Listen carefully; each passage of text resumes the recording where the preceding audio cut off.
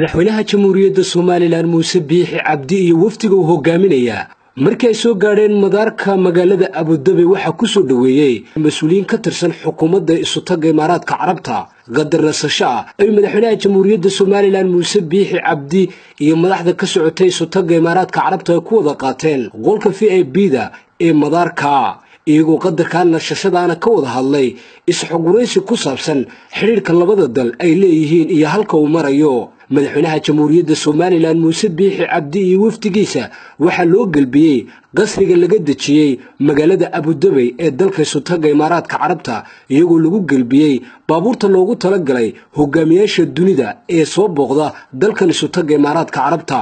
سفيرك Soomaaliland قابلشان dalka Isutaga Imaaraadka Carabta Ambassador Baasha Cawil Cumar ayaa sharaxaad ka bixiyay socdaalka madaxweynaha jamhuuriyadda Soomaaliland uu ku soo gaaray dalka Isutaga Imaaraadka Carabta iyo inta uu joogo kulamada uu la qaadan doono mas'uuliyiinta dalkan ka arrimisa farxad weyn maanta noo tahay inaan ku soo dhaweyno dalka Imaaraadka magaalada madaxdiisa Abu Dhabi wafdi uu hogaaminayo madaxweynaha jamhuuriyadda Soomaaliland madaxweyne Muuse Biixi Cabdi muddada halkan joogaan madaxweynuhu waxa uu la kulmi doonaa madax ka tirsan dalka Imaaraadka oo ka mid yahay Sheekh Mansour bin Zayed Al Nahyan iyo Sheekh Mohammed bin Zayed Al Nahyan cilaaqaadka ka dhaxeeya dalka Imaaraadka iyo jamhuuriyadda Soomaaliland waa cilaaqaad soo jireen oo taariikh fara badan leh dabcan muddada uu joogo madaxweynuhuna waxa ay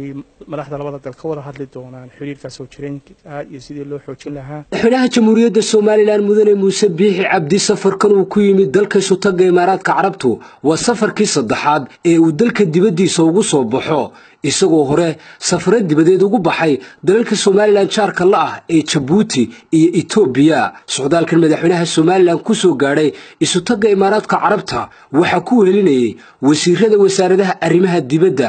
Dr. Saad Al Shire qorsheynta qaranka Cawaale Ibrahim Shirwac horumarinta biyaha Saleebaan Cali Koore xiriirka golayaasha Maxamed Aadan dhalinyarada iyo ciyaaraha Boos Mire Maxamed iyo gudoomiyaha xisbiga mucaaridka ee UCID Injineer Faysal Cali Waraabe